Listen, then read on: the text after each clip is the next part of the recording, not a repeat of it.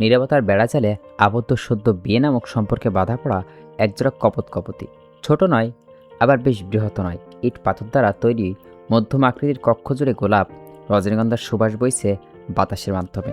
জানালার কপট দুটো মেলা, প্রবেশদ্বার পেয়ে সাই সাই করে অবলীলায় সমীকরণ একে অপরের সঙ্গে লেপ্টে থাকা দুই দেহ স্পর্শ করছে। প্রতিবার কায়রায় উষ্ণতা কামিয়ে হিমশীতল করে তুলছে। পিউ নিস্তব্ধ প্রহর দীর্ঘ করতে পারেনি। প্রশস্ত শক্ত বুক নিজেকে আর একটুখানি গুটিয়ে নিল। চুরি নিড়িনিড়ি শব্দে বাড়ি খেল দেওয়ালে। স্পষ্টত দেখতে পায় আয়ুষ পিউ কাঁপছে। বৃষ্টির মুখর নিশিদিন মনেই নিঃসন্দেহে প্রকৃতির নির্জীব ঠান্ডা আদ্রসিক্ত রূপ। বাহিরের বাতাসের কারণে শীতলকরণ যন্ত্র বন্ধ হওয়া সত্ত্বেও কক্ষটা অতিরিক্ত ঠান্ডা হয়ে যাচ্ছে। মনে হচ্ছে এই বুঝি বরফে পরিণত লাভ করবে। এমনিতে কিছুক্ষণ পূর্বেই ঘরে ঢুকে প্রিয়কে ছুতেই অনুভব করে ওর গায়ের তাপমাত্রা স্বাভাবিক নয়। তবুও মেয়েটা দিব্যি লাজুক ভঙ্গিতে বসেছিল। তার জন্য সেকেন্ড মিনিট অতিক্রম করছে অপেক্ষায়। শুধু যে এই কয়েক মিনিট প্রতীক্ষায় কাটিয়েছে এটা নিতান্তই ভুল। কেননা মেয়েটা বছরের পর বছর আশা বনন করেছে তার থেকে একটু ভালোবাসা পাওয়ার নিমিত্তে। আয়ুষ পিউকে বুক থেকে সরিয়ে উঠে দাঁড়ালো। হতবম্ব হয়ে গেল পিউ। ব্যঙ্গ কণ্ঠে বলল, কোথায় যাচ্ছ? জানালাটা বন্ধ করে আসি প্রিয়। তোমার শরীর কাঁপছে জ্বরে, আর ফ্রেশ হয়ে নাও। নিচে যাবে খেতে? রুমে এসেছি পর্যন্ত জড়িয়ে ধরে আছো। কই গিয়ে হাজব্যান্ড এসে তোমাকে ছুবে, তা না তুমি নিজেই বলা নেই কওয়া নেই বুকে ধাপিয়ে পড়লে। আমি কি এত নির্লজ্জ প্রিয়কে বিয়ে করে এনেছি? লজ্জায় আড়ষ্ট হয়ে বসে রইল পিউ। আয়ুষের কণ্ঠে দুষ্টুমির ছাপ বিশদ। এই প্রথমবার আয়ুষ তাকে এমন করে লজ্জা দিল। ঘরে ঢুকে ওকে স্পর্শ করতেই উত্তেজিত হয়ে জড়িয়ে ধরে আয়ুষকে। পিউ মানুষটাকে অনেক সাধারণ পর পাওয়ার ফলে অস্ত্রতা চেপে রাখতে পারেনি। আয়ুষ জানালা বন্ধ করে পর্দা টেনে দেয়। নরমাল একটা শাড়ি এনে পিউর হাতে ধরিয়ে দিয়ে বলল, এত ভারী কাজের বেনারসি পরে আছো, কষ্ট হচ্ছে না? এর জন্যই বোধহয় জ্বর উঠেছে। যাও পাল্টে ফেলো। আমি রহিমা খালাকে আমাদের খাবারটা রুমে পাঠিয়ে দিতে বলি। আমার কাছে ওষুধ আছে, খাবার খেয়ে মেডিসিন নিবে, তারপর ঘুম। পিউ তড়াক করে লাফিয়ে উঠল। চক্ষুদয় বড় বড় করে প্রশ্ন করে বসে, ঘুম? ভুরু কুচকে তাকায় আয়ুষ। গলা ঝেড়ে বলল, ঘুমাবে না তো কি করবে? পিউর ইচ্ছে করছে আয়ুষের মাথায় চাপড় মেরে বলতে, বাসরাতে মানুষ কি করে? বিরা আমারে তুমি শিখনি মেরা, রসকসীন মানুষ একটা। কিন্তু লজ্জা কিছু বলতে পারল না। কিঞ্চিত রেগে বিছানা ছেড়ে শাড়ি নিয়ে অসমে ঢুকে পড়ল। মিনিট কয়েক অতিবাহিত হতেই দরজা মেলে রিনরিনি স্বরে বলল, আয়ুষ, এদিকে এসে তো। পাঞ্জাবি পরিবর্তন করার প্রস্তুতি নিচ্ছিল আয়ুষ। পিওর মোলায়েম কণ্ঠের ডাকে অবজ্ঞা করার সাহস হয়নি তার। কিন্তু অসমে কেন ডাকছে মেয়েটা? প্রশ্নবিহীন এগিয়ে গিয়ে নরম গলায় আওড়ালো, বলো। পিউ উল্টো ঘুরে ধীর কণ্ঠে বলে উঠল, কোমরের কাছে সেফটি পিনটা খুলে দাও না, আমি পারছি না, খুব বাজেভাবে শাড়ির সাথে আটকে গিয়েছে হয়তো। ঠোঁটে ঠোঁট চেপে আয়ুষ পিওর কথা মোতাবেক সেফটি পিন খোলার মনোনিবেশ করলো। খুলতেই শাড়ি সরে গিয়ে চোখে পড়ল মেয়েটার ফর্সা উন্মুক্ত কোমর। গলা শুকিয়ে আসে তার। আনমনে মস্তিষ্কে বিরোধিতা করে হাত পিওর কোমর স্পর্শ করে। ঘাড়ে কাত তপ্ত নিঃশ্বাস আসতে পড়ছে। নেত্রযুগল নিম্লিপ্ত হয়ে আসে পিওর। অনুভব করে সুস্পষ্ট একজন সুদর্শন পুরুষ ওর কোমর জড়িয়ে ধরে নিজের সাথে মিশিয়ে নিয়েছে। শ্রবণ হয় আয়ুষের মাদকতা মেশানো কণ্ঠস্বর। ইচ্ছে করে নিয়ন্ত্রণ হারা করার জন্য কাছে টানলে, তাই না? ভেবেছিলাম জ্বরে ভোগা মেয়েটাকে আদরের রোগে আক্রান্ত করব না, কিন্তু মেয়েটাই এখন ইনিয়ে বিনিয়ে কাছে টানছে। কি চাইছো? তোমার ইজ্জত সঁপে দিবে আমার হাতে? পিওর দেহের পশম খাড়া হয়ে গেল। শিরশির করে সম্রঙ্গ সরে যেতে নিলে আরও কঠিনভাবে নিজের বুকের পিছন থেকে বেঁধে রাখে আয়ুষ। গাঢ় স্বর করে ডেকে ওঠে, পিউ। সঙ্গে সঙ্গে পিউ সাড়া, আজ একটা সত্যি কথা বলতে চাই। ভেবেছি কখনো বলবো না। তখন আমার বিবেক আমার মনের দুয়ারে কড়া নেড়ে জানায়, যাকে ভালোবাসি তাকে ঠকানো উচিত না। তোমার আগে একটা মেয়ে আমার মনে দাগ কেটে যায় এক পলকে। সেদিন প্রথম দেখি এতিমখানায় একটা কাজে গিয়ে কয়েকটা মেয়ের সাথে বসে ওদের কথা শুনছিল চুপচাপ। সেদিন থেকে নিজের আবেগ অনুভূতিতে আমি শুধু মেয়েটাকে খুঁজে পেতাম, কিন্তু সেই অনুভূতির নাম হয়নি কখনো, হতেও দেইনি আমি। সে শুধুই এক সমুদ্র আবেগ থেকে গেল, যার কুল কিনারা পাইনি। আর চেষ্টাও করিনি, কারণ সময় আমার অনুকূলে ছিল না। তাকে পাওয়ার সাধ্য দুশ্চিন্তা করাও হারাম হয়ে উঠেছিল। তুমি জীবনে আগেই ছিলে। আকার ভঙ্গিতে কত শতবার বুঝাতে চাইতে ভালোবাসার কথা, বুঝেও এড়িয়ে যেতাম, কিন্তু আজ আমি সত্যিই তোমাকে চাই, খুব বেশি চাই। জীবন সুন্দরকে তোলার জন্য বেশি কিছু প্রয়োজন নেই প্রিয়, কেবল ভালো সঙ্গী হলেই চলে, যেটা তুমি। অন্তঃস্থল কড়াভাবে কেঁপে কেঁপে ওঠে পিউর। নিজেকে সামলে শঙ্কিত কণ্ঠে বলে উঠল, সে মেয়েটা শ্রেয়া? কোমরে হাতে বাঁধন ঢিলে হয়ে যায় মুহূর্তে। ঠাউর হতেই পিউ চট করে ঘুরে তাকায়, চোখ রাখে আয়ুষের চোখে, মৃদু হেসে বলে, আচ্ছা আয়ুষ, আমরা যা করি তার পেছনে আমাদের স্বার্থ লুকিয়ে থাকে, তাই না? এই যে আমি তোমাকে চাই, এর পেছনে স্বার্থ হলো ভালোবাসা। তুমি শ্রেয়ার জন্য আমার কাছে যখন সাহায্য চাইলে, এর পেছনেও কিন্তু তোমার মনে ওর জন্য অনুভূতি ছিল। তাতে আমার একটু কষ্ট নেই, বিশ্বাস করো। হতে পারে ও তোমার প্রথম অনুভূতি, কিন্তু আমি আমার বরের শেষ ঠিকানা।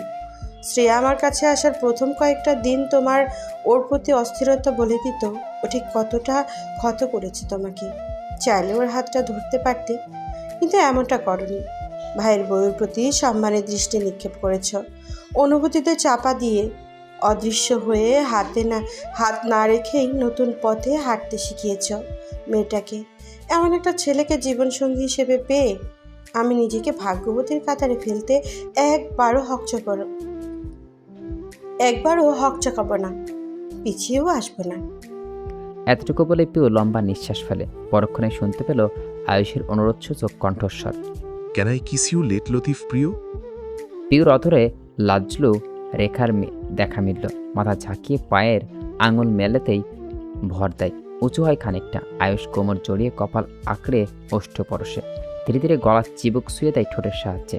কণ্ঠনালী ভারী হয়ে আসে বলে, আজ তুমি অসুস্থ, অন্যদিন আদর করি। পিউ মুখ ফুলিয়ে অন্যদিকে তাকালো। নিজের চেহারা দেখবে না আয়ুষকে। ভেতরে ভেতরে অত্যধিক রাগ হচ্ছে, সাথে সাথে হকচেয়ে উঠে কোলে তুলে নিয়েছে আয়ুষ ওকে। জড়সড় হয়ে পাঞ্জাবি খামচে ধরল, কণ্ঠনালী গলিয়ে বেরিয়ে এলো, ফ্রেশ হবে না? পরে একেবারে গোসল সেরে নিও। নিজে যখন উস্কে দিয়েছ, বাধা আর মানছি না। হাঁসফাঁস অবস্থা পিউর, মুখ ফসকে বেরিয়ে এলো। এখনো তো গভীর রাত হয়নি। আয়ুষের দুটো পা থেমে গেল তৎক্ষণাৎ। কিছুক্ষণ নিমিষে চেয়ে রইল পিউর দিকে। চাহনি বুঝতে এক হাত মুখে ঠেকার চেষ্টায় লেগে পড়ল। এমত অবস্থায় প্রচণ্ড হাসি পায় আয়ুষের। একটু ঝুঁকে ফিসফিস করে বলল, সকাল, দুপুর, সন্ধে, রাত সব টাইম ফ্রি আমি তোমার জন্য।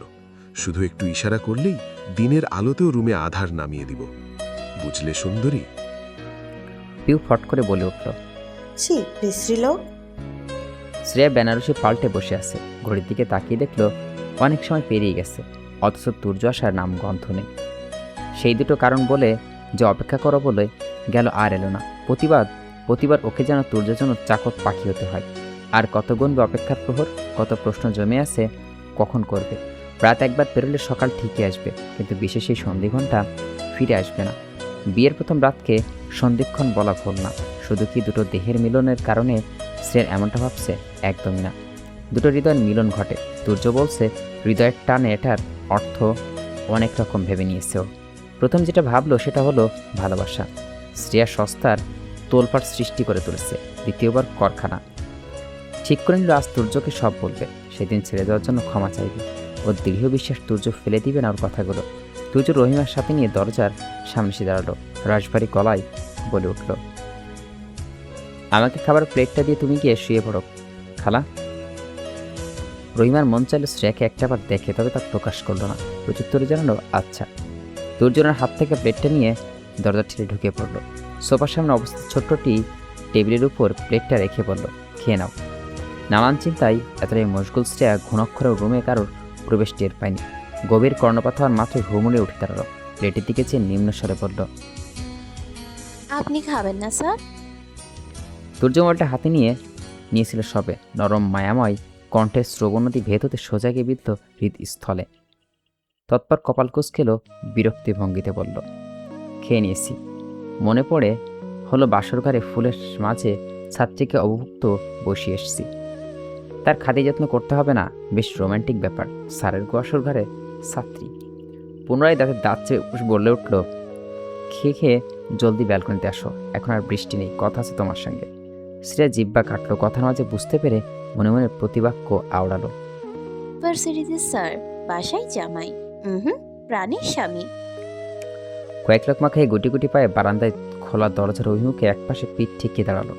তুর্য তীক্ষ্ণ দৃষ্টি নিক্ষেপ করলো ওর দিকে। লম্বা বলিষ্ঠ হাত দ্বারা টেনে নিকটস্থলে হাজির করে। আংশিকটা নিঃস্বত ব্যথা অনুভব করে শ্রেয়া। চোখ কুঁচকে আসে। পানি পড়ায় পিচ্ছিল মেঝেতে পড়তে গিয়েও বেঁচে যায়। এই কদিনের পরিচয় তুর্যর স্পর্শাত রুষ্টতা অনুভব করেনি। মনটা কেমন ভীরু ভীরু হয়ে পড়ছে। ভীতু কণ্ঠে জিজ্ঞেস করে, কি বলবেন? ওকে দেওয়ালের সঙ্গে দাঁড় করিয়ে নিচু হয়ে কপালে কপাল ঠেকে দুর্ভেদ্য হাসল তুর্য। এক হাতের 5টা আঙুলের আবদ্ধ করল। নাকে নাক ছুঁয়ে দিয়ে চক্ষু মেলে প্রগাঢ় দৃষ্টিতে তাকিয়ে রইল নিষ্পলক। গরম নিঃশ্বাসে ললাটের অবস্থানরত ঢাকা পড়েছে শ্রেয়ার শ্রেত ত্বক। নিঃসঙ্গ আলিঙ্গনে ক্ষীণ কাঁপছে নরম গোলাপি অধর যুগল। নিমিষেই তুর্যর কণ্ঠে ক্রুদ্ধতার ছোঁয়া। পাগলরা কি মানুষের কাতারে পড়ে না? অন্য গ্রহের প্রাণী। তাদের সাথে সংসার করলেই মরণ। আমি খুব খারাপ শ্রেয়সী। সবাই নিজের ভালোভাবে উদযাপন করতে চাই, আমি সেটা চাই, কিন্তু খারাপ স্বভাব ত্যাগ করে নয়। মানুষ আর অপরাধী কাছ থেকে প্রতিশোধ নিতে পছন্দ করে। আমি ভালোবাসি শিক্ষা দিতে। নিম্লিপ্ত চোখ মেলে অনিমেষ চেয়ে রইল শ্রেয়া। বারান্দায় হলুদ রঙের আলো ছড়িয়ে আছে। দমকা হওয়ার বাধাহীন শাড়ির আঁচল সরিয়ে মেঝেতে গড়াগড়ি খাচ্ছে। সেই দিকে কোনো হুঁশ নেই ওর। অন্তর্মহলে যে ঝড় উঠছে তার নিকট বাহিক্য অংশের এলোমেলো অবস্থা নিছক। সামনাসামনি অদূরবর্তী দাঁড়ানো রোষপূর্ব চাহনি নিক্ষেপ করে রাখা ব্যক্তির দিকে চেয়েছে কেঁপে উঠছে অন্তর। শ্রবণগ্রন্থিতে বারবার বাজছে তুর্যর ক্রুদ্ধ মিশ্রিত সেই বাক্যগুলো। বিশেষ করে সর্বশেষ উচ্চারিত শব্দ অংশগুলো যেন গলা চেপে ধরেছে। হৃৎপিণ্ড ক্ষত করছে খানিকটা। তবে বিষাদজনক হলেও এটা হবার ছিল হয়তো। কেন মেনে নিবে তুর্য তাকে ছেড়ে যাওয়ার? নিজের স্বার্থে পালিয়ে যাওয়া মেয়েটাকে। আহমিকা কেন ছেড়ে গিয়েছিল কারণটাও জানা নেই। তবে নিষ্প্রয়োজন ছাড়া জানে নিশ্চয়। তাহলে তার আর অহমিকার মাঝে তফাৎ কই? তুর্য অহমিকাকে ক্ষমা করেনি। ওকে কেন করবে? অপরাধটা সমান, শাস্তি সমান হয়নি।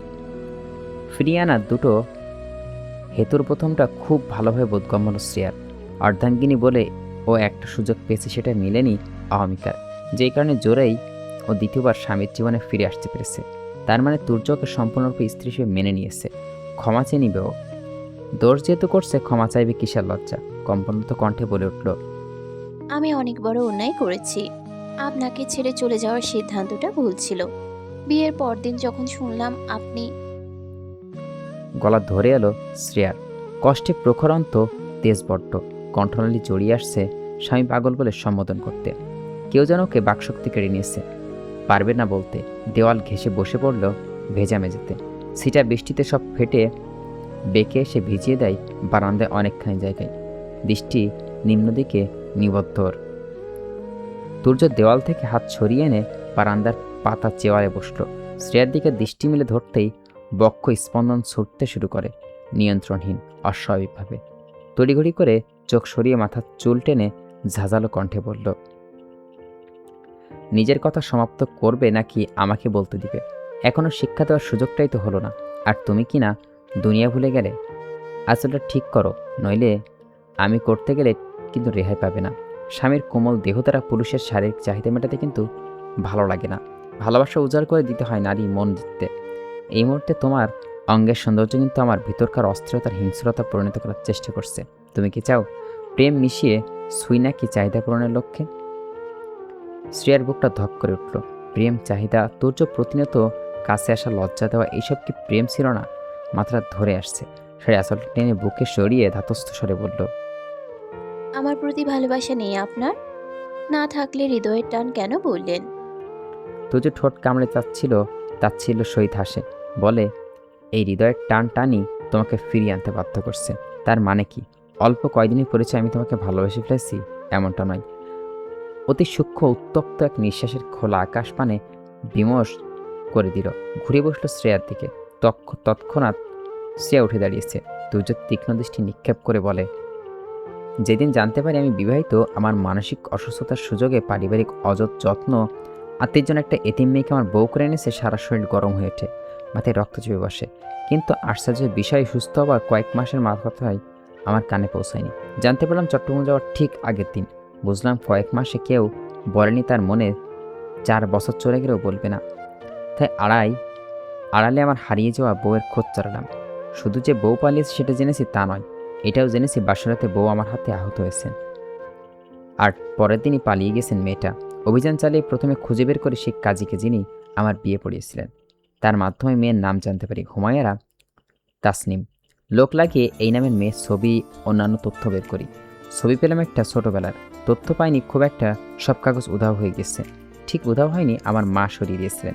মেয়েটাকে এক নজরে দেখার ইচ্ছে ছিল, সংসারের কথা ভাবিনি, কারণ স্বার্থপর মেয়েদের ঘৃণা করি আমি।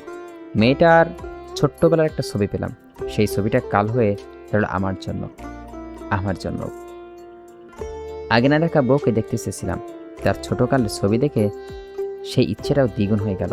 মানুষ মস্তিষ্ক এবং হৃদয়ের কথাতেই চলে, কিন্তু বেশিরভাগ মানুষ তার মস্তিষ্কে সে হৃদয়ের দেওয়ার ইশারাকে প্রাধান্য দেয় বেশি। আমার ক্ষেত্রেও এর ব্যতিক্রম ঘটেনি। আমি আমার বইয়ের জন্য টান অনুভব করি, তার বর্তমান মুখটা দেখার টান, তাকে নিয়ে সংসার করার টান। চট্টগ্রাম থেকে ঢাকা আসি নিজ হাতে তাকে বের করার জন্য।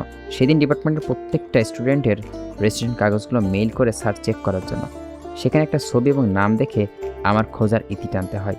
তোমার ছবি, তোমার নাম, শিওর হওয়ার জন্য বাবা মায়ের পরিবারের ব্যাপারে এই তথ্য বের করতে গিয়ে শুনি তোমার বাবা পাগল ছিল, তোমাকে মাকে খুন করছে মানসিক ভারসাম্য হারিয়ে। M I right? তুর্য তার তীক্ষ্ণ দীর্ঘ কথার সমাপ্তি ঘটায় একটা প্রশ্ন রেখে। সে অবাক চোখে চেয়েছিল এতটা সময়। প্রশ্ন উত্তরে নিষ্প্রভ কণ্ঠে বলল, হ্যাঁ। তৎক্ষণাৎ কর্ণধার হয় তীর্যক কণ্ঠস্বর। তোমার বাবা মায়ের প্রেমের বিয়ে ছিল। তোমার বাবা মধ্যবিত্তকার ছেলে বলে কখনো তোমার নানার পরিবার তাকে মেনে নেয়নি। বিয়ের 1 বছরের মাথায় তোমার বাবা দুর্ঘটনাজনিত কারণে মানসিক রোগী হয়। তখন তুমি গর্ভে। চাইলে কিন্তু তোমার মা তোমার পাগল বাবাকে ছেড়ে চলে যেতে পারত। মা বাড়ি যেতে নিঃসন্দেহে অন্য কাউকে বিয়ে করে ফেলত, কিন্তু কেন যায়নি বলো তো? হয়তো তোমার মা বুঝতে পারছিল পরিস্থিতি মোকাবেলা না করে নিজের স্বার্থের জন্য ছেড়ে যাওয়াটা উচিত নয়। প্রেম ভালোবাসা এতটাই তুচ্ছ। যেই মা কখনো নিজের পাগল স্বামীকে ছেড়ে যায়নি, তার মেয়ে স্বামী পাগল জানতেই যান হাতে নিয়ে পালিয়েছে। শ্রেয়ার সর্বাঙ্গে কম্পন ছড়িয়ে পড়ল। টলমলে পায়ে তুর্যর কাছে এগিয়ে গিয়ে এসে কিছু বলতে চাইলে তুর্য হাত ধরে সামনের চেয়ারে বসিয়ে দিল ওকে। কাঁপছে কেন? আমি মেরেছি তোমাকে নাকি অন্যভাবে শুয়েছি? মারলে আদর করলে কাঁপবে, তাছাড়া তোমার শরীরে কম্পন যেন আমার চোখে না পড়ে। আর কি বলবে সেটা জানা আছে আমার। তুমি নিজের অতীতের কথা ভেবে ভয় পেয়ে অবুঝের মতন পালিয়েছ। দুর্ভেদ্য আসলো তুর্য, কণ্ঠনালী খাদে নামিয়ে গাঢ় স্বরে বলল, সিরিয়াসলি? অবুঝ শব্দটা মেনে নিতে পারলাম না। শুনেছি তোমার মতোই নাকি বিয়ে হয়েছিল, তাহলে রাতারাতি মতামত পাল্টে গেলে কেন? মত নিশ্চয়ই ভালোবেসে দিয়েছিলে, সুখে থাকার আশায়। যখন দেখলে হাজব্যান্ড পাগল, বাবার কথা মতো মনে পড়ে ভয়ে পালালে। সেই ভয়ের পিছনেও কিন্তু তোমার স্বার্থ লুকিয়েছিল। পাগল স্বামীর সাথে সুখী হতে পারবে না, এটাই মুখ্য কারণ চলে যাওয়ার। জীবনে তো একটাই, যদি অন্যের জন্য সেটা বিলিয়ে দাও তাহলে তো আর সুখ এলো কই? ভালো থাকার জন্য গিয়েছিলে, সুস্থ হয়ে শিক্ষাদিত ধরে বেঁধে নিয়ে এলাম বউ। ছেড়ে যাওয়ার কোনো কিছুই সলিউশন হয় না। তোমার মায়ের চরিত্রটার প্রতি সম্মান জেগেছে, আর তোমার চরিত্র আমাকে বিক্ষিপ্ত করছে।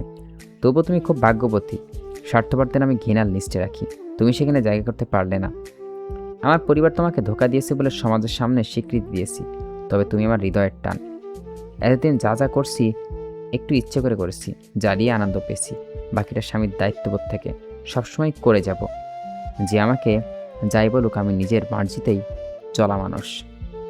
কথাগুলো বলে চেয়ার ছেড়ে দ্রুত বেগে রুম চলে গেল তুর্য।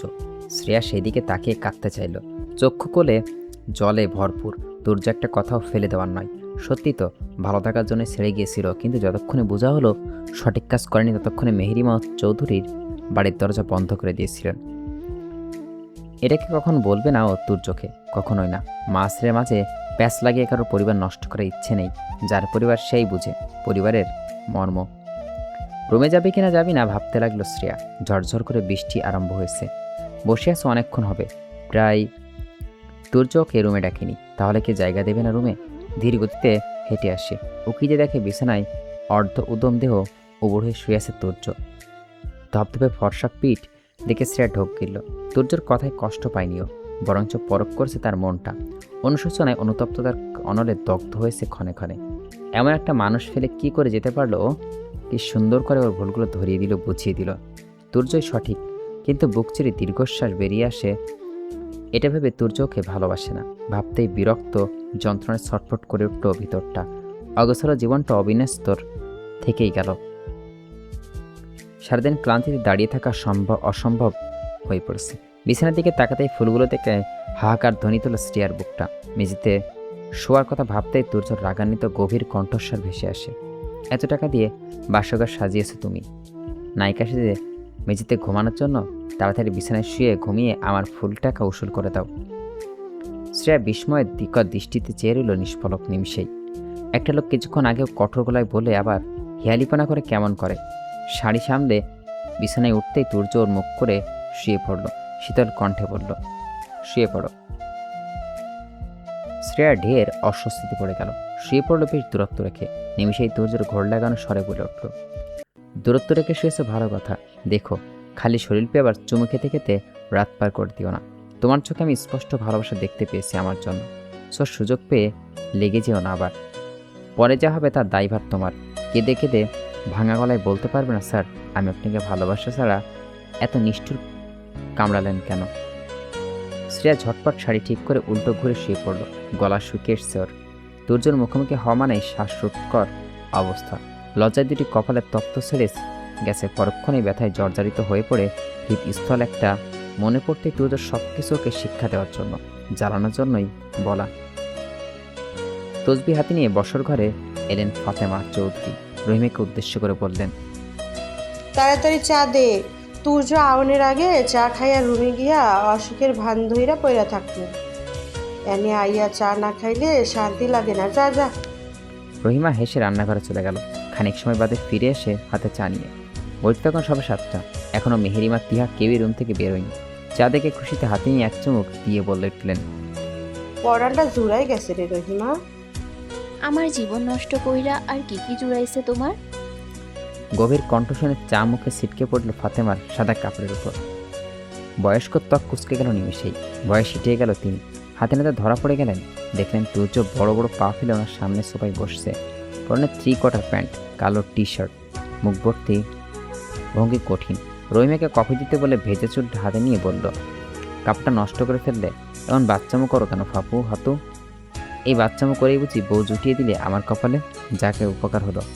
তাকিয়ে দেখো তো আমার স্কিন আজ অনেক গ্লো করছে কিনা। ফাতেমা চৌধুরী ভীত হয়ে মুখ কাচামুচু করে বসে আছেন। তাদের উত্তর অপেক্ষা না করে আরেকটু নিচু গলায় করল তুর্য, সবই বউয়ের কামাল। ঘুমিয়ে শ্রেয়া নিজের শরীরের দিকে তাকিয়ে প্রচণ্ড বিস্মিত হলো। কপালে ভাঁজ পড়ল 1-2। অডেল চিন্তায় মগ্ন হয়ে গেল। প্রথমবার শাড়ি পরে ঘুমিয়েছিল, আশ্চর্যের কাণ্ড হলো গা থেকে একটু সরে যায়নি। বাধাহীন শাড়ি ঘুমের ঘরে উঠতেও পারত এমন সন্দেহের অবকাশ নেই। কিন্তু হলো বিপরীত, দেহ থেকে সরল না। শ্রেয়ার চক্ষু মেরে দেখে শাড়ি একদম ঠিক আছে, পা থেকে উপরে ওঠেনি, বুক থেকেও সরেনি। অথচ রাতের অনেকখানি প্রহর কেটেছে ওর শাড়ি ভাবনায়। ইতস্তবোধকর হওয়ার তুর্যকে একটাবারও বলতে পারেনি কাথার কথা। ভেবেছিল কাঁথা দিয়ে গা ঢেকে দিলে মানেজত বেঁচে যাবে। এখন দেখা গেল সবই ঠিক আছে। তবে স্বস্তির নিঃশ্বাস ছাড়তে পারেনি। কি করে সম্ভব? যেখানে 3 পিস ঠিক থাকে না, শাড়ি, এ যেন অবিশ্বাস্য বিস্ময়কর ব্যাপার স্যাপার। তবুও মান সম্মান বেঁচে গেলেও তুর্যর সম্মুখীন এতেই ঢের। চুলগুলো হাতে খোপা করে বিছানা ছেড়ে শ্রেয়ার মানুষ সাধারণত ঘুম থেকে ওঠে অসময়ে ছুটে ব্রাশ করতে, কিন্তু ও গেল বারান্দায়। উদ্দেশ্য নতুন। প্রস্তুতে টুলুটুলু অবসর দৃষ্টি চৌধুরী বাড়ির সৌন্দর্য দেখবে। ভিতরকার নয়, বাহিরের। বৃষ্টিতে ভিজে এখন পিচ্ছিল হয়ে আছে বারান্দার মেঝে।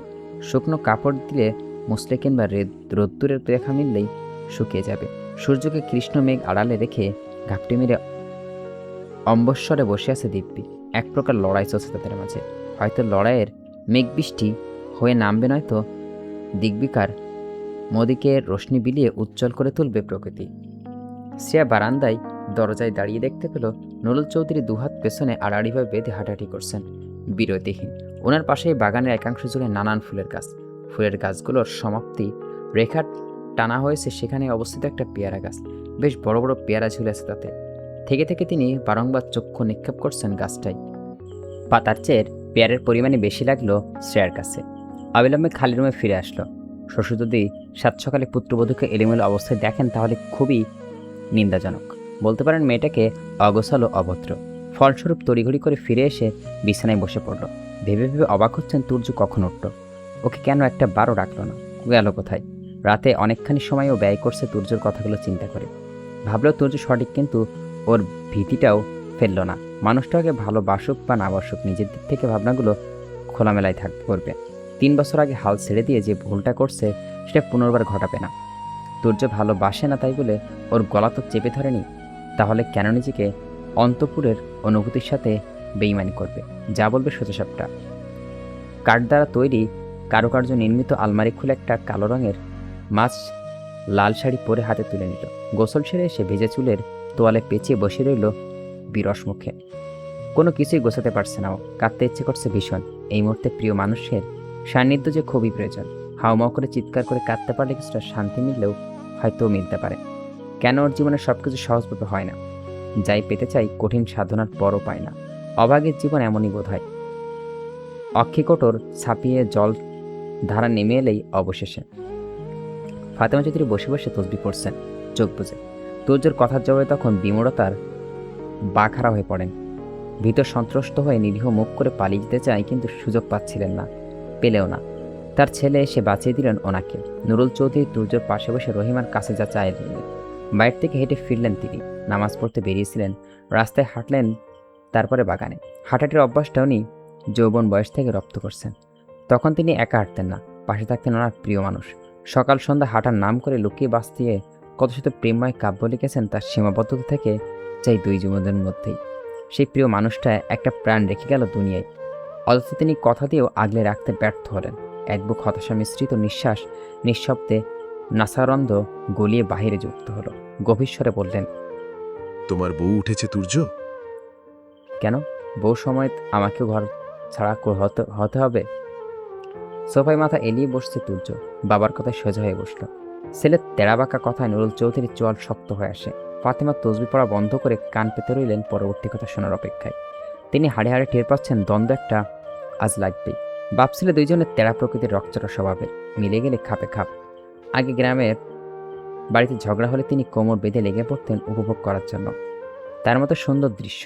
কিন্তু বিয়ে বসে যখন ইট পাথরের নগরীতে পা রাখলেন, আশেপাশের মানুষের ঝগড়া চুলকানির দূর কান পেতে চাপা আওয়াজটা শুনতে পান না।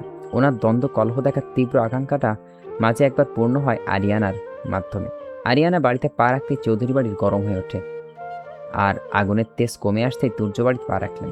দিনগুলো ভারী মজার ছিল। নুরুল চৌধুরী শক্ত কণ্ঠে বলে উঠলেন, তেড়ামো কবে ছাড়ছ? তোমাকে বিয়ে করতে অনুমতি দিয়েছি বলে লাফ দিয়ে আমার ঘাড়ে চেপে বসবে? লেকচারারের চাকরি ছেড়ে বিজনেসে জয়েন করো। একা হাতে সামলাতে হিমশিম খাচ্ছি। আয়ুষও নিজের পেশা ছাড়তে রাজি না। আমরা দুভাই বুড়ো বয়সে কত করব? সে না হয় আগে থেকে এই পেশায় নিয়োজিত, কিন্তু তুমি কেন বিজনেস ছেড়ে ছুড়ে এই পেশায় লেগে পড়লে? তুর্য নির্বিকারে জবাব দেয়, কারণটা আপনার অজানা নয়। আমি মানুষের কাছ থেকে অপবাদ করতে পারবো না, লোকমুখে শুনতে পারবো না বড় ভাই সবকিছু থেকে সরিয়ে নিজে একা বাবার টাকা ভোগ করছি। আসল কথা তো কেউ জানে না। সমাজের মানুষ একটা কারণ পেলে হাজার কারণ বানাতে দ্বিধাবোধ করে না। একজন বললে পরবর্তীতে শতজন বলবে। যে বলেছে তার সাথেই তো ভালোই যোগাযোগ রাখছো। নুরুল চৌধুরীর কথাগুলো শুনে তুর্য অধর কর্নিশ বাঁকিয়ে বলে, ভাই তো, ভাই বলে ফেলে দেওয়া যায় না। আমাকে হাজারটা কঠিন কথা বললেও মাথায় থাকবে মানুষটা আমার ভাই। সে দূরে গিয়েছে বলে আমি দূরে সরে আসবো নাকি? তাহলে তার কথা ধরে রেখে আমার বিজনেস সামলাচ্ছ না কেন? আপনার সব কিছু প্রথম অধিকার আপনার বড় ছেলের। ভাই আসুক, নিজের ভাগ বুঝুক, অবশিষ্ট থাকলে বাকিটা আমি বুঝে নিব। আর চাচার ভাগটা সম্পূর্ণ আয়ুষ এবং আয়ুষীর। তাছাড়া আমি আপনার কম টাকা নেইনি। এখন আপনার দেওয়া টাকা আমার কাছে অ্যাকাউন্টে। বাড়ির বড় ছেলে অন্যের অধীনে চাকরি করছে, আমি কোনো বাবার টাকায় চলবো? আর ঠিক আছে, যে ছেলে বাবা মায়ের উপর মিথ্যে আরোপ লাগিয়ে চলে যায় তার ব্যাপারে আর কিছু শুনতে চাইছি না। তোমার বউকে ডাকো, কথা আছে। তোমার মা সব বলেছে আমাকে। 3 বছর আগে মেয়েটা এই বাড়িতে পুত্রবধূ হয়ে এসেছিল। আমি ওই মেয়েটার কোনো দোষ পেলাম না, পেলাম তোমার মার, আমার মার। আমি জানতাম আম্মা আপনারে পানি লাগবো, লন খাইয়া লন। ছেলের কথা শুনে বিষম খেলেন ফাতেমা। রহিমা রান্নাঘর থেকে পানির গ্লাস নিয়ে এসে দাঁত কেলিয়ে বলে উঠলেন। নুরুল চৌধুরী দীর্ঘ নিঃশ্বাস ছেড়ে উঠে দাঁড়ালেন। বয়স্ক মাকে সন্তান থেকে বকাঝকা কিংবা রাগ দেখানোর সাধ্য নেই তার। এতিম মেয়েকে বাড়ির বউ করে নিঃসঙ্গে উত্তম কাজটাই করছেন, তাই বলে মেয়েটাকে ঠকানো, এটা মানতে পারলেন না তিনি। একদিকে হতে তুর্যর প্রতি গর্ববোধ করছেন, মেয়েটাকে ফিরিয়ে আনার জন্য সমাজের চোখে বউরূপের স্বীকৃতি দিয়ে চমৎকারভাবে উপস্থাপন করছেন বিধায় আজকাল কেউ কাউকে তার প্রাপ্য সম্মানটুকু দিতে নারাজ। মেহেরিমা রান্নাঘরের সামনে দাঁড়িয়ে সবটা শুনলেন। শ্রেয়া তিনি কখনো ক্ষমা করতে পারবেন না। ভয় হয় সেও যদি আরিয়ানার মতো আধভাঙা পরিবারটাকে সম্পূর্ণ ছিন্ন বিচ্ছিন্ন করে দেয়। শ্রেয়া জানালার ধারে দাঁড়ানো, ভীষণ মনে স্থির নেত্রে বাহিরে তাকিয়ে নিজেকে সবার আগে কথা জানতে জমাতে ইচ্ছে করছেন। যদিও সে অল্প স্বল্প কথা বলে, এত বড় একটা পরিবার কিন্তু ওর সাথে কথা বলার কেউ নেই। বিয়ের পরে সকলেই নাকি পরিবারের সদস্যের নতুন বউকে ডাকতে আসে, কই কেউ এলো না। হিসেব নিকেশ সে পুরাতন বধূ, আর তবু রহিমা খালার ডাক অনুযায়ী সে এখনও নতুন বধূ রয়ে গেল। আংশিক চুল পেছানো তোয়ালের টান পড়তে হচ্ছে গেল, ধুকপুক করতে লাগলো বুক, ঘাড় বাঁকিয়ে তৎক্ষণাৎ নিষ্পাক আঁখি যুগল তুর্য এবং অতীত দাঁড়িয়েছে। সুটাম হাতে তেওয়াল ধরে অতি নিখুঁতভাবে চুল মুছে দিচ্ছে, সযত্নে ঝেড়ে দিয়ে চুলের পানি। শ্রেয়া মোহগ্রস্ত নয়নে তাকিয়ে রইল, কিন্তু বহুক্ষণব্যাপী স্থায়ী হলো না তা। সময়ের পরিমাণটা ছিল অত্যাধিক কম, হয়তো কয়েক সেকেন্ড। তুর্যর কণ্ঠে গভীরতা। এভাবে তাকালে ঘাড় সারা জীবনের জন্য বাঁকা হয়ে যাবে। মুগ্ধ হওয়ার কিছু নেই, স্বামীর দায়িত্ব পালন করছি, ভালোবাসা খুঁজতে যেও না। তীর্যক তীক্ষ্ণ তেজি কণ্ঠে শ্রেয়ার মুগ্ধ দৃষ্টি উবে গিয়ে চক্ষু কোটরে একরাশ বিষাদ জড়ো হলো। শূন্য হলো মর্মদেশ। সকল যত্ন কেবল স্বামীর দায়িত্বে পালনের নিমিত্তে অবিলম্বে অন্তরাত্মা চিরকারে বক্ষস্থলে চিনচিন করে উঠল। অনুভূতি হয়ে তুর্য সরে গেছে, কিন্তু যাওয়ার পূর্বে আঁচল দ্বারা ঢেকে দিয়েছে ওর উন্মুক্ত কেশ। ঘুরে দেখলো বিছানার শটান হয়ে শুয়ে পড়ছে, ইতিমধ্যে শুয়ে পড়ল, আবার চোখের পাতায় হাত রাখা। এত কম সময়ে ঘুমায় না কেউ, তাই শ্রেয়ার অজানা নয়। একপাশে দাঁড়িয়ে ভাবতে লাগলো তুর্যকে ঠিকভাবে কথাগুলো বলবে, বুঝবি, ডাকলে ভয়ে ভয়ে। স্যার, এখানে স্যার নেই, আমি আসছি। আমার বউ আছে, বাচ্চা কাচ্চা নেই, তবে সময় হলে ডাউনলোড হবে, রুম দখলও করবে। তুর্যর নির্লিপ্ত অভিব্যক্তি ব্যবচার খেয়ে গেল শ্রেয়া। বুঝলো অনেক মেপে মেপে কথা বলতে হবে এই লোকের সাথে, নাহলে কোন দিক থেকে লজ্জার পুকুরে ধাক্কা মেরে ডুবিয়ে দিবে তা অভাবনীয়, কল্পনাহীন। রয়েশ হয়ে ঋণী কণ্ঠে বলতে চাইল, আমি আপনার সাথে কিছু কথা স্পষ্টভাবে বলতে চাই, সুযোগ দিলে বলবো। তুর্য হাত ছড়িয়ে চোখ ছোট ছোট করে তাকালো, কপালে কত শত ভাঁজ। হয়তো বোঝার চেষ্টা করছে, নয়তো চিন্তা করছে সুযোগ দিবে কিনা। সুন্দর গণের মুখের আদল রেখা দেখে ঠাওর করে নিল শ্রেয়া। প্রতীক্ষিত হয়ে তাকিয়ে থাকলো জবাবে হ্যাঁ শোনার। শুনল, তবে তুর্যের সাথে আরও কয়েকবার বর্ণ সংযুক্ত করলো। এখন নয়, দুপুর নিরিবিলিতে শুনব। শ্রেয়ার বলতে ইচ্ছে করলো, রুমে কি নীরবতার অভাব, অনাটন? এত রুক্ষ কেন আপনি স্যার? ভালোবাসি বুঝে ফেলছেন বলেই রুষ্ট ব্যবহার করছেন? দরজার ঠকঠক আওয়াজে নড়ে টড়ে উঠল ও। দরজা তো ভেজানো ছিল, তুর্য ঢুকে লাগিয়ে দিয়েছে কি? মন্থর গতিতে পৌঁছে খুলতেই দেখে পিউ লাল একটা শাড়ি পরে ঘোমটা দিয়ে একগাল হাসি নিয়ে উপস্থিত, সঙ্গে আয়ুষী। দুইজনকে ঠেলে রুমের দিকে দিয়ে তুর্যকে শো অবস্থায় দেখে সেই প্রশ্নটাই করলো। তাতে লজ্জায় কেঁপে উঠল শ্রেয়া, চাপা স্বরে বলল, কি ধরনের প্রশ্ন প্রিয়? শুনবেন উনি? ভাসুর আর যাকে নিয়ে এমন কথা বলছিস নির্লজ্জ মেয়ে? পিওর নরম অষ্ট জুড়ে হাসি খেলে গেল। শ্রেয়াকে টেনে রুমের বাহিরে আনতেই শুনতে পাই, আমার বউকে প্রশ্ন করে মেরো না আবার। বেচারে অনেক লাজুক এবং ভীতু টাইপের। লজ্জায় মাথা কেটে যাওয়ার উপক্রম শ্রেয়ার। প্রিয় এবং আয়ুষী তুর্যর কণ্ঠস্বর শুনে দমে গেলেও পর মুহূর্তে শ্রেয়ার দিকে তাকিয়ে হাসি চেপে রাখার আপনার চেষ্টা করে।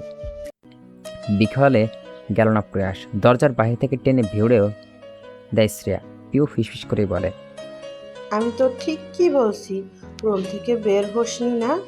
মনে হয় না স্যার তোকে বের হতে দিয়েছে? খালি না দেখলি না এখন কেমন করে বলল, ইস কি ভালোবাসা। আর আমি তোর বান্ধবী ছিলাম, থাকবো, সো আমার একটা হক আছে।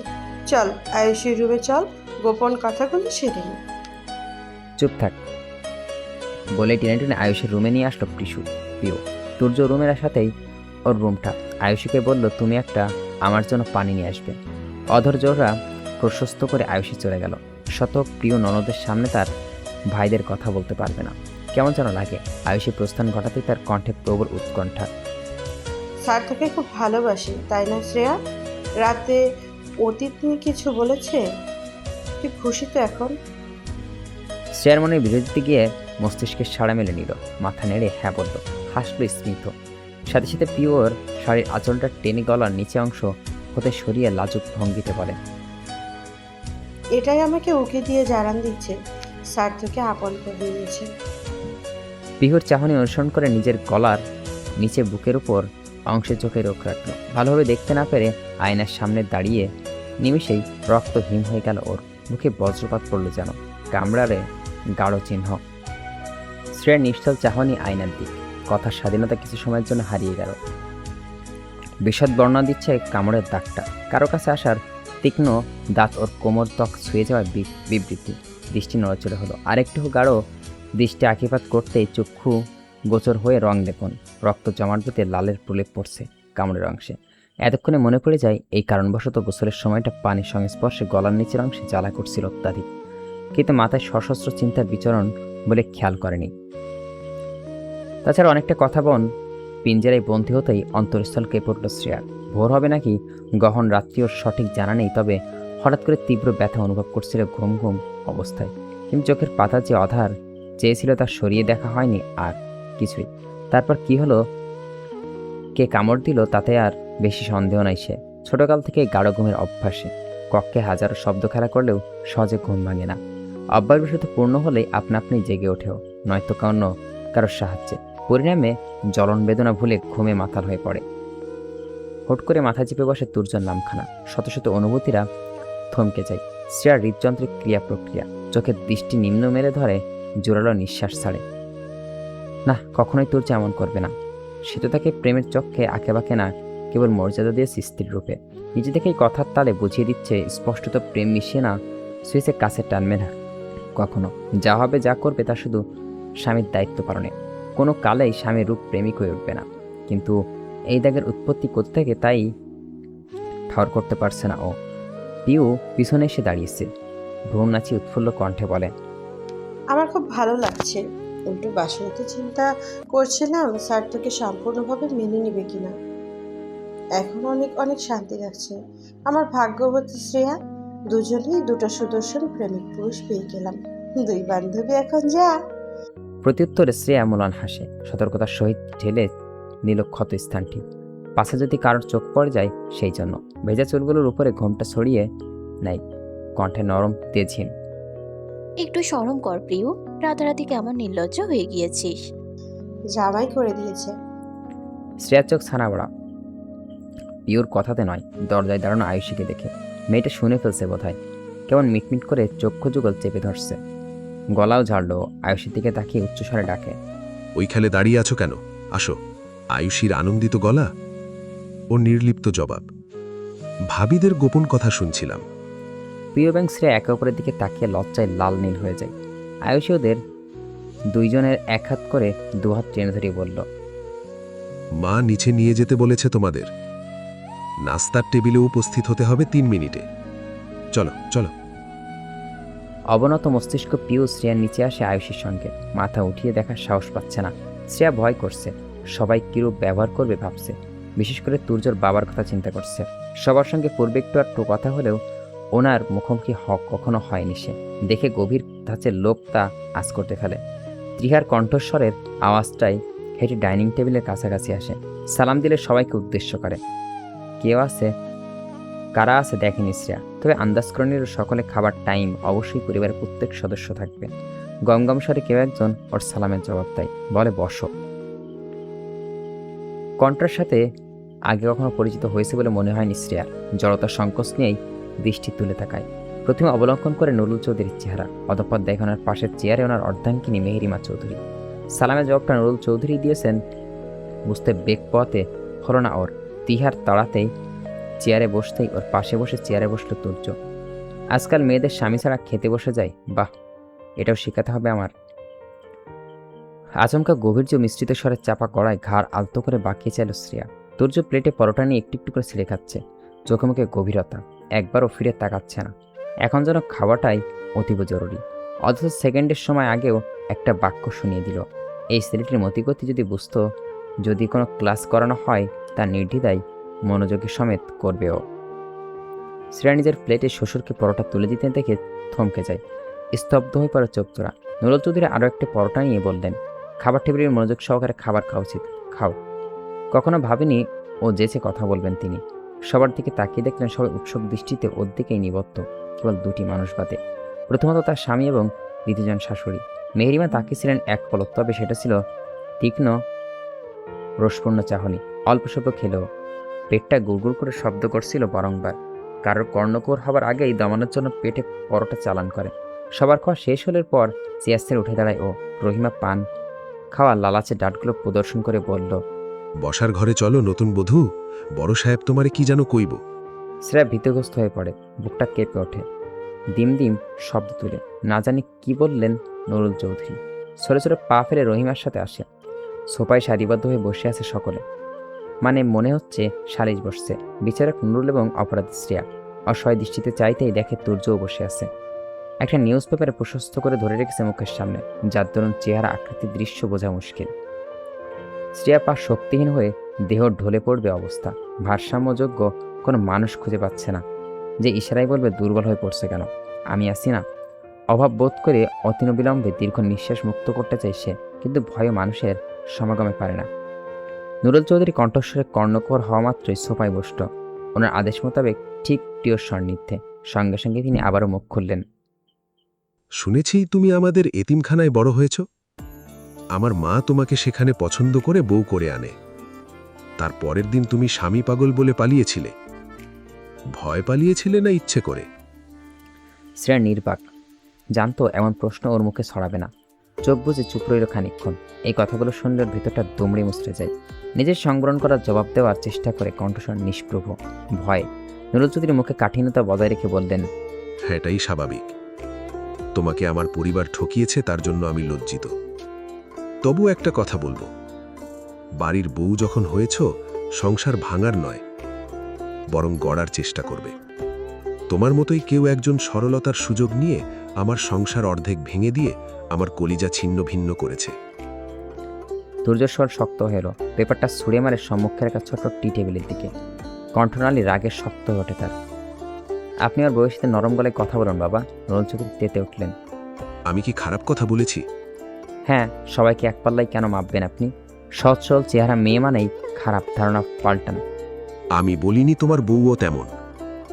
শ্বশুর হিসেবে উপদেশ দিতে পারবো না? পারবেন না তবে মায়া দেখিয়ে। আমার বউয়ে যদি কখনো আপনার সংসার ভাঙার চেষ্টা করে, তাহলে ভাইয়ের মতন আমি সহ্য করব না, একদম মেরে পুঁতে দিব। কিন্তু আমি জানি ও কখনো এমনটা করবে না। ওকে আদর করে কথা বললে আমি খুশি হব। বাবা মায়ের স্নেহ পাইনি ও। আপনাদের ওকে সেটা দিলে আপনাদের জন্য জীবন দিতেও ও দুইবার ভাববে না, এটা আমার দৃঢ় বিশ্বাস। সবাই চুপ ভঙ্গিতে বাবা ছেলের তর্ক দেখছে, তাছাড়া উপায় নেই। শ্রেয়ার অত্যন্ত কষ্ট হচ্ছে এইসব দেখে। পিউর হাতে হাত রেখে মলিন মুখে বসে রইল। শ্বশুরকে দেখে দেখতে পারবেন না, দোষী বলতে সাব্যস্ত করেননি, তবে অন্য কোনো কারণে হয়তো। নুরুল চৌধুরী গলা ঝেড়ে বললেন, আমার কাউকে কষ্ট দেবার ইচ্ছে নেই। আমি শুধু চাই আমার পরিবার যেন না ভাঙে, তাই দু একটা কথা বলা। আসি। কথাগুলো বলে তিনি বেরিয়ে আসছেন। মেহেরিমা আসলে পিছু পিছু কিন্তু তাকে আগ্রহ করে গাড়িতে বসলেন। গতরাত থেকেই কথা বন্ধ করে দিয়েছেন স্ত্রীর সাথে। জীবনে হারিয়ে হারিয়ে তিনি আজও পাষাণ হয়ে উঠছেন। সে অভদ্র খারাপ মেয়ে মনে হয় কি না বিশ্বাস করতে পারছেন না। তাই আগে থেকে ওয়ার্নিং দিয়ে দিলেন যেন পরবর্তীতে পরিবারে কোনো দুঃখের কারণ না হয় সে। বিছানায় এক কোণে বসে বসে শ্রেয়ার শ্বশুরের কথাগুলো মনে মনে আওড়াচ্ছেন বারবার। মানুষটাকে কঠোর লাগেনি, কঠিন হবার অভিনয় করছিলেন যেন। কিন্তু কী কারণে তুর্য তার বাবার মধ্যে কেন এত ব্যতিক্রম, তা নিয়ে কথা কাটাকাটির সূচনা ঘটেছিল। কোনো প্রকার শক্তি খরচ না করে শ্রেয়া ধরে ফেলল সবটা তুর্যর বড় ভাই যে কিনা তোহাস এবং তার বড় ভাইয়ের সাথে জড়িত। এমন কী হয়েছিল যার ফলে পরিস্থিতি এরকম হয়েছে? হিমেল হওয়ার কক্ষের সাদা পাতলা পর্দাগুলো উঠছে। সুরসুর করে এসে শুয়ে তাই শ্রেয়ার আধ ভেজে উন্মুক্ত কেশ। সূক্ষ্ম নিঃশ্বাস ফেলে সামনে তাকাতেই সৌহার্দ্যপূর্ণ দেহের মানুষটাকে দেখে পেট মোচড়তে ওঠে প্রকার দৃষ্টিতে তুর্য চেয়ে আছে। কপাল কুচকে ধারালো কণ্ঠে প্রশ্ন করে, কি ভাবছ? তাৎক্ষণিক শ্রেয়ার কম্পনরত কণ্ঠ এলোমেলো বাক্য উত্তর সাজায়, ভাবছি কিছু না। তুর্য কপালে বালি রেখা ভাস পড়ল। দ্রুত বেগে এসে সুটাম দেহেখানি এলিয়ে দিলেন শ্রেয়ার পাশে। হালকা করে কাত করে গভীর স্বরে বলল, আমার পা টিপে দাও তো। শ্রেয়া হতভম্ব, ভুল শুনছেন কি? কিন্তু না। তুর্য গর্জে উঠে পুনরায় ঠিক কতবার বলতে হবে? বউ বানিয়ে এমনি এমনি আনেনি, পাতি সেবা করো। ধরে নাও তুমি আগেকার যুগেও অবলা নারী। নাও স্টার্ট। হনহন করে বিছানা ছাড়ল শ্রেয়া। তুর্যর পায়ের কাছে আসতেই মেয়েটা হৃদস্পন্দন থেমে যাওয়ার অভিপ্রায় তেষ্টা পেয়ে বসে। ধবধবে ফর্সা পায়ের কালো কালো লোমশ। দুর্বল হাত দুটো বাড়িয়ে দিন লুটিয়ে নেয়। আর চোখে তুর্যর দিকে চাইতে অগ্নিপক্ষে ভেসে ওঠে তুর্যর কঠিন মুখভঙ্গি। নিরুপায় হয়ে ভয়ে ভয়ে হাত দেয়, চাপ দিতে থাকে আস্তে ধীরে। তখনই শোনা গেল রাগান্বিত কণ্ঠস্বর, শরীরে শক্তি নেই, মনে হয় তুলো উড়ে এসে ছুঁয়ে দিচ্ছে আমার পা। তোমার শক্তি পরখ করে যা বুঝলাম, আমার ভবিষ্যৎ অন্ধকার।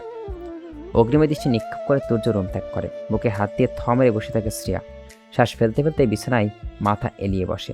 তখন হতেই প্লেটে নিয়ে ঘরে ঢুকে তুর্য শ্রেয়ার দিকে বাড়িয়ে দিয়ে ঝাঁঝালো কণ্ঠে বলল, তাড়াতাড়ি খেয়ে শেষ করো। প্লেট ভর্তি গরম ভাত এবং তরকারি। শ্রেয়া ঢোক গেলে মুখ থেকে অস্পষ্ট স্বরে মনের ভাবনা বাইরে উন্মুক্ত হয়। এত ভাত খেতে পারবো না স্যার। তাহলে আমাকে গিলে খাও, পারবে? হয় ভাত না হয় আমি, কোনটা? তুর্য নাকি ভাত? অবশ্য আমি বেশি টেস্ট, দাঁতে দাঁত চেপে বলল তুর্য। শ্রেয়ার কর্ণে আগুন জ্বলছে, হতে চলেছে ভাতের প্লেটে। লজ্জার ভাঁজ স্পর্শ করার শিহরণ জাগিয়ে তুলছে। যত তাড়াতাড়ি সম্ভব খাওয়া চালিয়ে শেষ করার আপ্রাণ চেষ্টা কোনো মতে ভাতগুলো গেলে আঙুল চেটে ফুটে দাঁড়িয়ে পড়ল।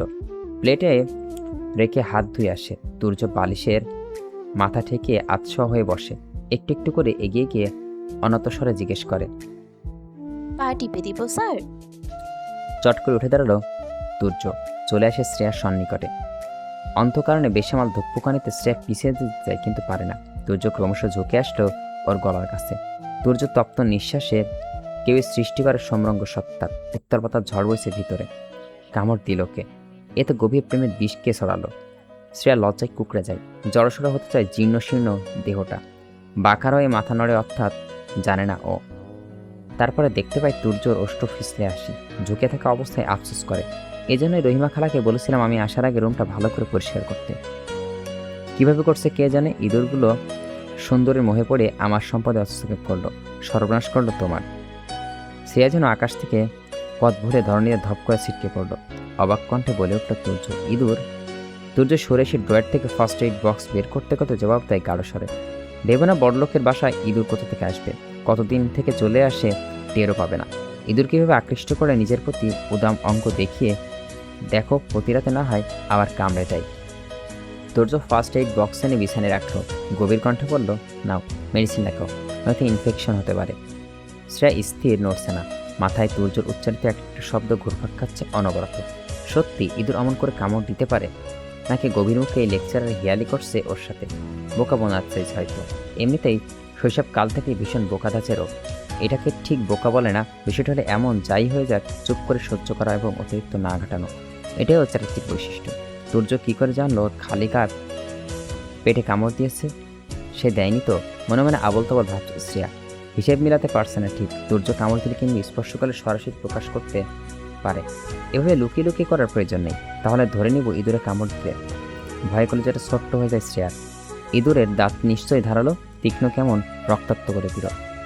তুর্য শ্রেয়ার কোনো সারা শব্দ না পেয়ে বেশপূর্ণ দৃষ্টি নিক্ষেপ করল। মেয়েটার শাড়ি আঁচল হাতের মুঠোয় পুরে চিন্তায় মগ্ন থাকা ভরসা চেহারা স্পন্দন স্পষ্ট। ধ্যান ভাঙায় কোটে চাপা গর্জন করে মিসেস শ্রেয়সী।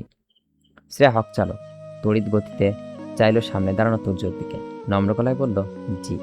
রাগের চোখ দুটো লাল রূপ ধারণ করলো তুর্যর। এই মেয়েকে সে কখন থেকে ডাকছে আর এতক্ষণে সাড়া দিল। দাঁতের দাঁত চেপে বলল, কোন দুনিয়ায় আছেন?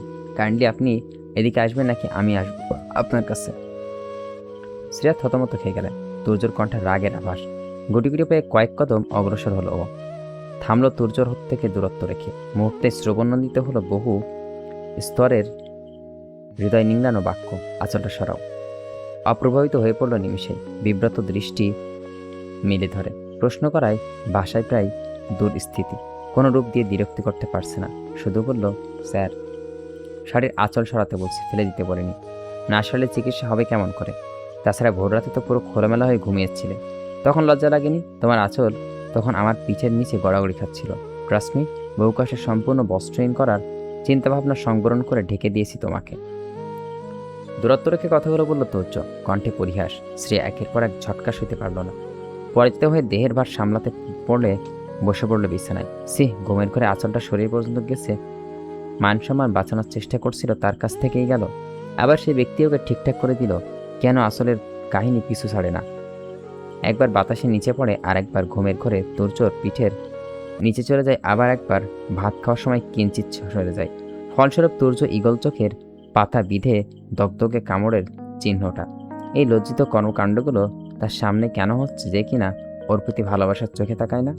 তুর্য বিছানায় বসলো শ্রেয়ার পাশাপাশি। ফার্স্ট এড বক্স খুলে হাতে তুলো নিয়ে তাতে স্যাবলন লাগিয়ে নেয়। কাট কণ্ঠে আদেশ করে, চোখ বুঝো। কেন স্যার? ছোট ছোট চোখ করে প্রশ্ন করল শ্রেয়া, কণ্ঠনালী কাঁপছে তোত্তর করে। সেই সঙ্গে চিকন চাকন দুটো অধর যুগল। তুর্যর প্রকুস্কো চেয়ে এলো কয়েক পলক, ললাটে ভাঁজ দুটো তিনটে, কণ্ঠ নরম করে বলে, একটু পরেই তো লজ্জায় লাল নীল বেগুনি হয়ে আপনা আপনি চোখ বুজে ফেলবে। তাহলে এখন বুঝতে সমস্যা কোথায়? আমি তোমাকে কথা দিয়েছি, স্বামীর দায়িত্ব একদম 100-100 পালন করব। পরে যদি ক্ষমতাটা অবস্থান আরও খারাপ হয় তাহলে আমার বিরাট লস হবে। তোমার স্কিন এত মোলায়েম, একটুতেই এমন না জানি পুরোটাই আমার জেল খাটতে হয়।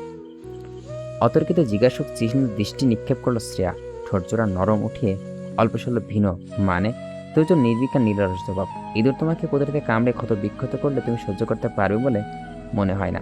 পরে দোষ করবে আমার উপর, মানুষ বলবে আমি ইহাল করছি, কিন্তু মোটেও তো তোমার ধারে কাছে আমি আসিনি।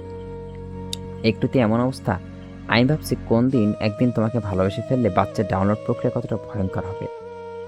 শ্রেয়া স্তব্ধ। কথার প্যাচে যদি কাউকে কপকাত করতে হয় তাহলে নিঃসন্দেহ ওর সামনেই নিকটস্থ বসা সুঠাম দেহের সুদর্শন পুরুষরা জিতে যাবে। বিছানায় চাদর আঁকড়ে ধরে আঁখি পল্লব মিশিয়ে দিল। বুঝে ফেল চক্ষুদয়, ঠোঁট দুটোর লজ্জা নার্ভাসনেস দাপটে কম্পনমান, শ্বাস প্রশ্বাস তীব্র গতি ক্ষণে ক্ষণে। কিছুক্ষণের নীরবতা প্রহর কাটে নিমিষেই। শিরা উপশিরায় তড়িৎ বেগে কিছু একটা ছুটে যায়। অনুভব করে দেহের তাপমাত্রা বেড়েছে। ক্ষত স্থানে নরম কিছুর গভীর স্পর্শ অতীব গাঢ়। তা তুলার জ্বলেনি তো কেন তাহলে? মানে হয়নি তুলার, অন্য কিছু ছিল। ভাবতে মুখ দিয়ে আহ শব্দটা বেরিয়ে আসে, জ্বলে ওঠে। হাত বাড়িয়ে অস্থির হয়ে খামচে ধরল দুজোর বলিষ্ঠ হাত। জ্বলছে স্যার? তুজ হাতটা সরিয়ে নিজের অপর হাতে মুষ্টিবদ্ধ করে নিল। ফু দিয়ে কাছে এসে শ্রেয়া নিজেকে শক্ত করতে পারছে না, বলল, জ্বলছে স্যার, তাড়াতাড়ি শেষ করুন। বলার সঙ্গে সঙ্গে দ্রুত পদে আইডেন্টমেন্ট লাগিয়ে উঠে দাঁড়াল তুর্য। শ্রেয়া আঁচলটা উঠাতে গেলে কণ্ঠে গভীরতা টেপট্ট, থাকুক, আমি এসি বন্ধ করে ফ্যান ছেড়ে দিচ্ছি। কথমোদন কাজটা করে তুর্য দরজা লাগিয়ে ভিড়িয়ে চলে গেল। এতক্ষণে উপযুক্ত সময় পেল শ্রেয়া ভালো করে নিঃশ্বাস ফেলার। বক্ষ স্পন্দনের গতি নিয়ন্ত্রণ হারা। এত মাদকতা মেশানো কেন তুর্যের চাহনি? চুম্বকের ন্যায় আকৃষ্ট করে বারংবার। মুখ ফেটে বেরিয়ে আসতে চায়, আমি আপনাকে ভালোবাসি স্যার, আমাকে একটাবার বুকে মিশিয়ে নেওয়া যায় না? ফাতেমা চৌধুরী লাঠি ভর দিয়ে রান্নাঘরের কাছে এলেন। রহিমা গুনগুন করে তার সবজি কাটছেন। মেহরিমা এসে পাশে দাঁড়িয়েছেন ওনার। আজ সন্ধ্যায় এবার বাড়ি ভর্তি হবে মেহমান, কাল বৌভাত। তাই ব্যস্ত হতে রহিমা, ত্রিহা, বাকি কাজের লোকগুলো রান্নাঘরে আয়োজনে নিমজ্জিত। মেহেরিমা শাশুড়ি পাশে দাঁড়িয়ে মলিন স্বরে বললেন, আমার কিছু লাগবে? আমার গরম ভাত। তোমরা কি ভুইলা গেছো? এমন সময় আমি ভাত খাই? কই ভাত কই আমার? চেঁচিয়ে বললেন ফাতেমা। রহিমা ওনার মতন উচালো স্বরে বলে, আম্মা, আপনার লাগিয়া যেই ভাত রাঁধছিলাম ওটি তো তুর্য বাবা লইয়া গেছে, এখন আবার বসাইছি। কুদ্দুর দাঁড়ান। মেহেরিমা সন্ধিয়ান দৃষ্টিতে চেয়ে বলে, এ সময় তো কেউ ভাত খায় না, শুধু আম্মা খায় বলে ওনার জন্য অল্প করে রান্না করা হয়, সবার জন্য দুপুরের দিকে করা হয়। আর তুর্য কখনোই খায় না ও সময়। তাহলে রহিমা বলতে চাইছেন না, উনি ভালো বুঝছেন মেহেরিমা স্ত্রীকে পছন্দ করে না, তাই কৌশলে এড়িয়ে গিয়ে বলল, আমি জানি না তুর্য বাবা কইতে পারবো, আমি তো ঘাটি নাই। মেহেরিমার সন্দেহ হচ্ছে। নাস্তার টেবিল দেখেছে শ্রেয়া শুধু একটা পরোটার অর্ধেক খেয়েছে। যা বোঝার বুঝে নিলেন উনি। শেষমেশ এক মেয়েটা তার ছোট ছেলেকে সরিয়ে দিচ্ছে, নিজের আঁচলে বেঁধে ফেলছে। আহমিকা যথেষ্ট ভালো মেয়ে ছিল, কখনোই এমন করতেন না। বিষাদে ভরে ওঠে মনটা। শ্রেয়া ধরে চড় মারতে ইচ্ছে করছে না, কিন্তু তুর্যর জন্য হাত দুটো গুটিয়ে রাখতে হয়। স্বামী ছেলে দুইজন কারোর ওনার সঙ্গে কথা বলছে না ভালো মতন। কাজের লোকের মাধ্যমে শ্রেয়ার রুমে ডাকলেন। গোপন কথা চার দেওয়ালে বন্দিতে থাকাই ভালো। মাথায় ঘোমটা টেনে কক্ষে পদার্পণ করল শ্রেয়া। মেহেরিমা ওকে বসতে পর্যন্ত বললেন না। সোজাসাপটা কণ্ঠের কঠোর প্রশ্ন করলেন, এক রাতে বশ করে ফেললে আমার ছেলেকে? শ্রেয়া ভড়কালো, তাকালো আগ্রহ নিয়ে। ভেবেছিল আগের সবকিছু ভুলে শাশুড়ির মন জয় করার প্রচেষ্টা চালিয়ে যাবে, কিন্তু সময় পরিস্থিতি অদলবদলে সে আরও বিষ হয়ে উঠছে শাশুড়ির নিকট। কণ্ঠে প্রখরতা নম্রতা বজায় রাখে। কি বলছেন আম্মা? কি বলছি? কোন মুখে এলে আবার লোভে পড়ে? এখন জামাই সুস্থ বলে বলতে হবে? হাঁপিয়ে গেছি আমি, আজ বলতে বাধ্য হলাম। ফকিনকে প্রশ্রয় দিয়ে বুকে লাথি মারে। লোভী মেয়ে একটা, বেরিয়ে যাও রুম থেকে। শ্রেয়া নরমে অধরে মৃদু হাসি বেড়ে জমায়, আলগা করে বলে, আমি কিন্তু এখনো আপনার ছেলেকে দ্বিতীয়বার ফিরে আসার কাহিনীটা বলিনি শাশুড়ি আম্মা, হাতিয়ার হিসেবে রেখে দিলাম। তৎপরে মিহিসরে বলে, লোভই বলবেন না, লোভ করলে প্রথমেই থাকতে পারতাম, শুধু একটু ভালো থাকার জন্য ভুল সিদ্ধান্ত নিয়ে ফেলি। যখন শুধরাতে চাই আপনি আমার ভুলের মাত্রাটা বাড়িয়ে দিলেন। আপনার ছেলের সাথে সম্পর্ক কখনো নষ্ট হবে না আমার, কারণ সম্পর্কের মর্ম আমি বুঝি। আচ্ছা, শ্রেয়া ইচ্ছে করেনি ওভাবে কথা বলতে, বাধ্য হয়ে বলল। দুর্বলভাবে কত শত আঘাত করে কথা শোনাচ্ছে ওকে মেহেরিমা। অতিরিক্ত ভদ্র হতে গিয়ে অত্যাধিক কষ্ট লিখেছে খাতায়। মধ্যাহ্নে তেজি রূপে বাগানে ফুলের চারাগুলো কিছু কিছু পাতা নুয়ে পড়ছে। শ্রেয়া ব্যস্ত চোখে অবলোকন করছে সেগুলো। পাশে আয়ুষী বকবক করছে বিরতিহীন। ঘরে একা একা শান্তি রাখছিল না বিধায় চিত্রা চাচি ওদের বাগানের দিকটায় হাতে পাঠিয়ে দিল। খোলামেলা পরিবেশে মনের ঘর হতে কিছু হলেও মন খারাপের বিদায় নিব। রিহা তখন ওকে দেখেছিলেন মেহেরিমার রুম থেকে বেরোতে। কী করে যেন মানুষটা শ্রেয়ার মনে পড়ে ফেলে। প্রিয় খুব কপালে গুণে এমন শাশুড়ি পেয়েছেন বলে মনে হয় শ্রেয়ার। হাঁটতে হাঁটতে একটা মুহূর্ত সেই বড় পেয়ারাটা গাছটার নিচে এসে দাঁড়ায় দুইজনে। শ্রেয়া উপরের দিকে তাক করতে আয়ুষী উৎফুল্ল কণ্ঠে জিজ্ঞেস করল, পেয়ারা খাবে ভাবি? জানো এই গাছের পেয়ারার স্বাদ এত ভালো, না খেলে আফসোস থেকে যাবে। শ্রেয়ার উজ্জ্বল ফর্সা মুখশ্রী চকচক করে উঠল। মুখ ফুটে বলতেও পারছিল না এত সময় অব্দি, লজ্জায় জড়সড় সংকোচ। এখন হেঁটে আসার সুযোগটা পায়ে পায়ে না ঠেলে আহ্লাদি কণ্ঠে সাই জানিয়ে বলে, দাঁড়াও, বাঁশের ব্যবস্থা করি। কথাটা বলে ছুটে গেল আয়ুষী মালি কাকার কাছে। বাঁশ না পেলে ওনাকে গাছে উঠাবেন চিন্তা করে। নিচের দিকে একটা ভালো ঝুঁকে আছেন, তার দুটো পেয়ারা। পায়ের আঙুল মৃত্তিকায় ভর দিয়ে হাত উঁচিয়ে টেনে নিচে নামানো যাবে। ভাবনা অনুযায়ী হাতে পা তুলে ডালটা টেনে নামাতে গেল শ্রেয়া। মুহূর্তেই কাকিয়ে উঠল আকস্মিক ব্যথায়। কণ্ঠনালী গলিয়ে আসে ব্যথাসূচক ধ্বনি। মনে হলো কেউ কোমরে মাংস ছিঁড়ে ফেলছে।